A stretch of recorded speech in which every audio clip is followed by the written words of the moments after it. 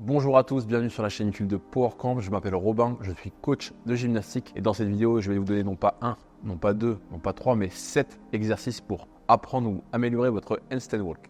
Avant de démarrer, on va quand même s'assurer que vous remplissez certains critères. Le premier, il faudra être capable de tenir en handstand hold, poitrine face au mur pendant au moins 60 secondes. Et il faudra être capable d'effectuer entre 15 et 20 répétitions en push-up. Alors il faut savoir que tous les exercices qu'on verra dans cette vidéo aujourd'hui vont nous aider à comprendre comment basculer notre poids d'un bras à l'autre en gardant un bon alignement et en étant bien stable. Sachez également que tous les exercices seront effectués poitrine face au mur en handstand, mais qu'on aura la possibilité d'adapter en reproduisant le mouvement au sol ou en appui sur une box. Allez, sans plus attendre, je vous présente le premier exercice. Le premier exercice qu'on verra ensemble, c'est le shoulder shift et comme son nom l'indique, l'objectif ce sera de basculer notre poids d'une épaule à l'autre en inversion. Petit point technique concernant l'exécution et qui s'appliquera à l'ensemble des exercices qu'on verra dans cette vidéo, ce sera sur l'orientation des mains et l'écartement des mains. Au niveau de l'écartement de main, on essaiera de garder un écartement à peu près largeur épaule parce que si on prend plus large, on risque d'avoir une flexion de coude parasite et nous ce qu'on veut c'est se reposer sur notre structure osseuse, donc humérus quasiment à la verticale. Maintenant pour ce qui est de l'orientation des mains, on va essayer de faire en sorte de garder l'index et le majeur tournés vers l'avant et non pas vers l'extérieur. Alors je sais que quand on fait ça, ça permet de libérer, de soulager un petit peu l'articulation du poignet.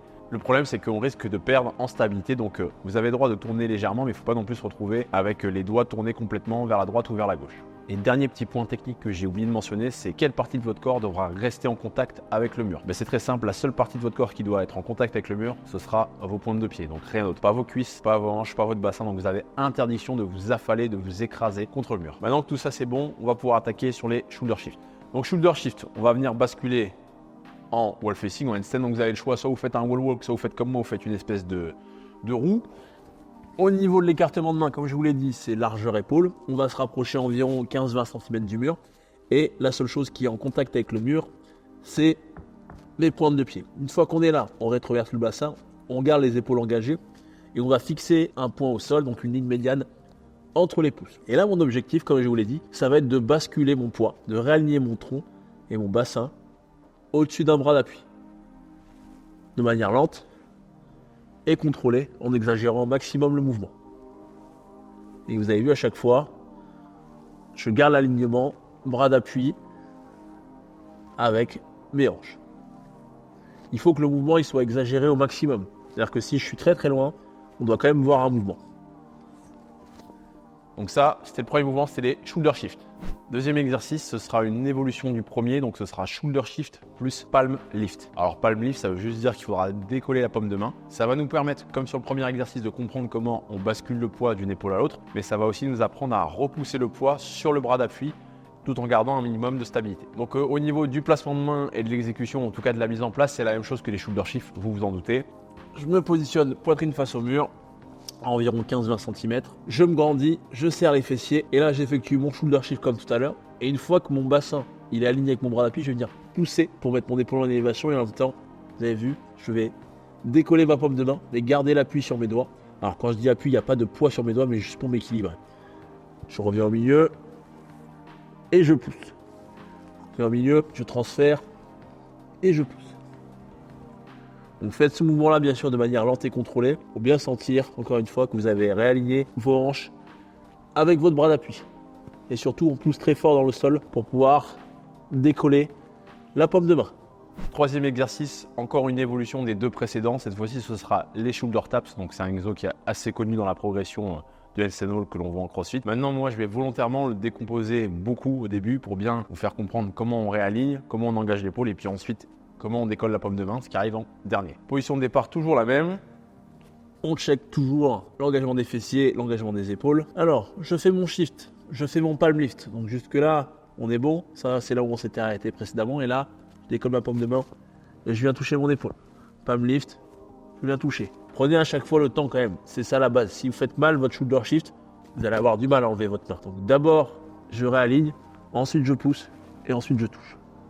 Et si une fois qu'on est à l'aise, on peut le faire de manière un peu plus fluide. Je sais qu'il y en a aussi qui aiment bien croiser, donc si vous préférez faire comme ça, allez-y.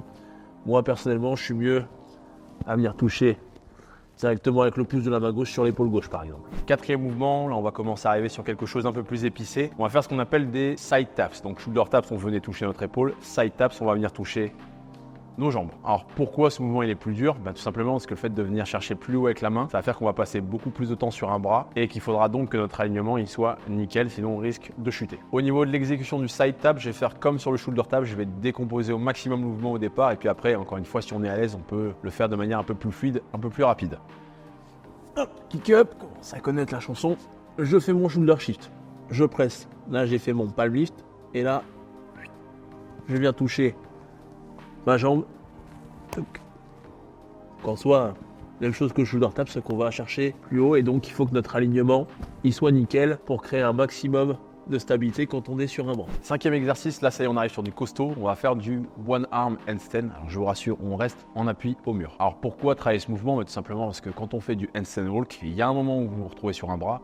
Donc c'est pas déconnant, ça fait plutôt sens de s'entraîner à résister, à tenir son poids de corps sur un bras en équilibre pour renforcer notre épaule et gagner en stabilité. Petit rappel, comme je l'ai mentionné en introduction, tous les exercices qu'on verra dans cette vidéo, vous pouvez les adapter, vous pouvez les scaler en les faisant soit au sol, soit en les faisant avec les pieds en appui sur une box. Il y a un dernier petit truc que vous pouvez faire pour scaler. Lorsque vous êtes en appui, poitrine face au mur, plutôt que de garder les jambes serrées, vous pouvez tout simplement les écarter un petit peu pour créer plus de stabilité. Pourquoi je vous dis ça? Parce que ça risque d'être utile pour ce qui est de l'exécution du one arm. Donc on est parti, je vous montre. Alors, au niveau de l'exécution, toujours la même chose, on va veiller à bien rebasculer le bassin par-dessus le bras d'appui avant de faire quoi que ce soit d'autre. Shoulder shift, je push, je me grandis.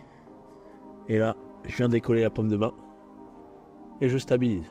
Donc on garde bien l'épaule engagée, le coude verrouillé.